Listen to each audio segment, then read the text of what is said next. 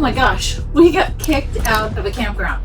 I want to tell you what happened. We started our trek on a long journey from West Virginia up to Ohio to see some family. Now, luckily, we drove a little further the first day and we had a little bit shorter drive the second day. So we arrived at a KOA at 1:20 in the afternoon. When I went in to check in after we stretched our legs a bit and got out of the coach, I checked in and the lady said, "Oh, our check-in time is at 3 o'clock. It's only 1:20.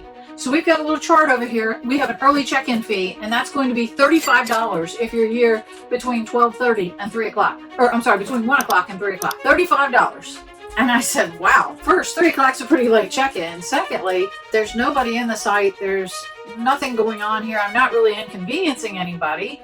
And I said, geez, that's a bit steep. And she said, well, do you want to wait? And I said, well, I could block up your whole entrance here because I got about 70 feet of coach and tow vehicle going on. I don't really want to do that. I've already driven several hours this morning. I prefer to go ahead and get set up. I've got family I'm supposed to be going to see. So I said, I'll pay it, but this will be the last time I stay here. So she rang it up as we were checking in, and I got a notification on my watch of $45 instead of $35. So when I said, what's $45? She said, oh, I looked at the wrong chart. So she needed to refund it. So she called to a manager in the back room who came out. She actually happened to be the owner. And she came out and she said, oh, there's some people waiting in line behind me. She said, why don't you just go check in, stop back when you're all checked in, and we'll get this all squared away for you. They also didn't have my KOA rewards points on that as an adjustment. So she was going to check that out. So I said, no problem. So we proceeded to go check in and get back into our site, get everything set up, get the dogs out, get the water and sewer and everything hooked up, prepared to stay for, I think it was 5 days there.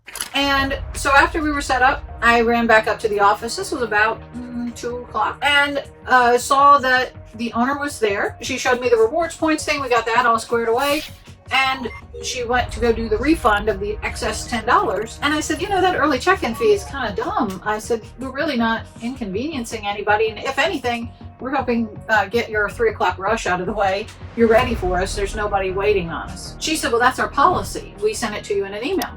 And I said, oh, okay. I said, I didn't see the email. It probably went to my husband's account, and probably, you know, we get a ton of email, especially when you're on a trip, so we didn't really see it. And she said, well, if I take it off for you, I have to take it off for everybody else here.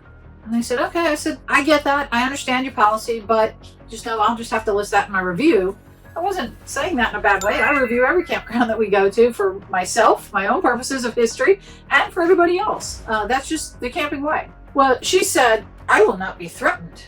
You can pack up your things and leave. Holy cow, I didn't mean to go that far here. I was just telling you what I thought of your policy. I wasn't saying it in a mean way or a threatening way. And I told her I apologize. I wasn't threatening. I was just stating the fact and talking to you about it. And she said, no, you can go pack up your things and leave. And I said, well, I don't really have any other place to go. Her response was, that's not my problem.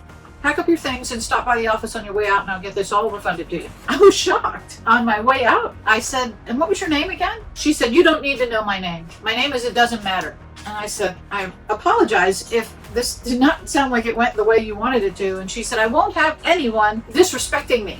You go now and pack up your things. Okay. So I head back to the RV. I tell my husband, and my mom was actually traveling with us. I said, wow, we have a problem. They want us to leave. We were shocked. So I scrambled around and our next stop was a little further away. So we hadn't planned to stay there while we were visiting family, but they were open and available. So we went there instead. So thank you to Heartside Grove in Lake Erie, Ohio.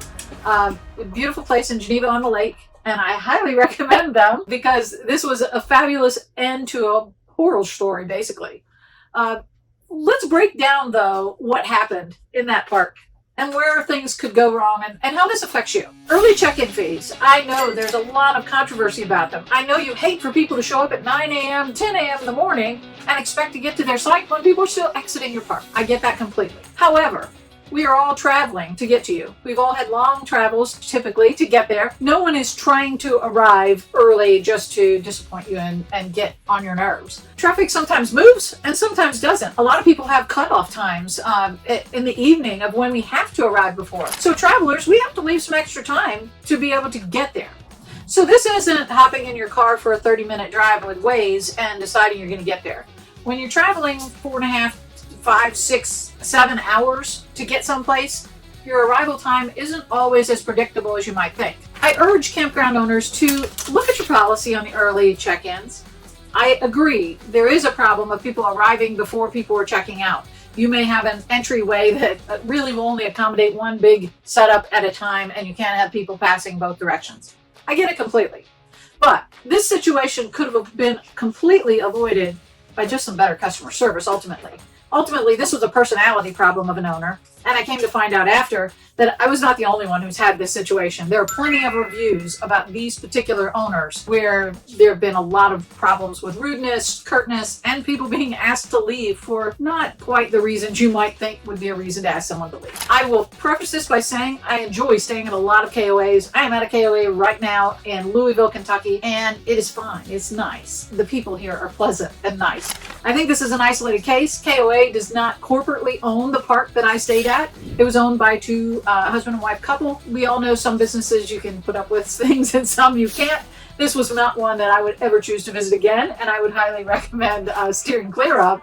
But I do not fault KOA for this problem. I will, however, let KOA know. I think they need to know what's going on in their franchise because these people are representing their brand. I don't hold any grudge against KOA for this. There are plenty of nice KOAs, and I'm by no means saying that all KOAs are bad. Just this one in particular. And I don't think KOA had anything to do with the problem. So let's go back to the check-in fees. Early check-in fees, please use some discretion here. Secondly, the other problem I see in this park is their check-in time of 3 o'clock p.m. That's rather late, you'll agree, for most campgrounds. And there was no particular reason in this situation. I completely understand that early check-in also means people using excess utilities. However, this was a KOA that had a lot of amenities, a lot of extra charges, pedal carts, kayak rentals, all kinds of things you could do that were add-on charges. They could set their early policy a little bit earlier, or their check-in policy a little earlier, because a lot of people will spend more money with them that are things that aren't subject to their franchise fee. They could offset those fees so easily by selling extra add-ons. So if somebody arrives early, perhaps you ask, would you like to try out one of our pedal carts, or after you get set up, come on back. We've got a lot of activities going on that we'd love to have you experience. Take a look at your early check-in policy. By no means am I saying you shouldn't have any fees, but take a look at the reasonableness. If you were in my seat as a traveler, what would you like? What would make you happy? What would make you not start off in the bad mode of having just arrived at a beautiful park and not being happy because you were charged an extra fee?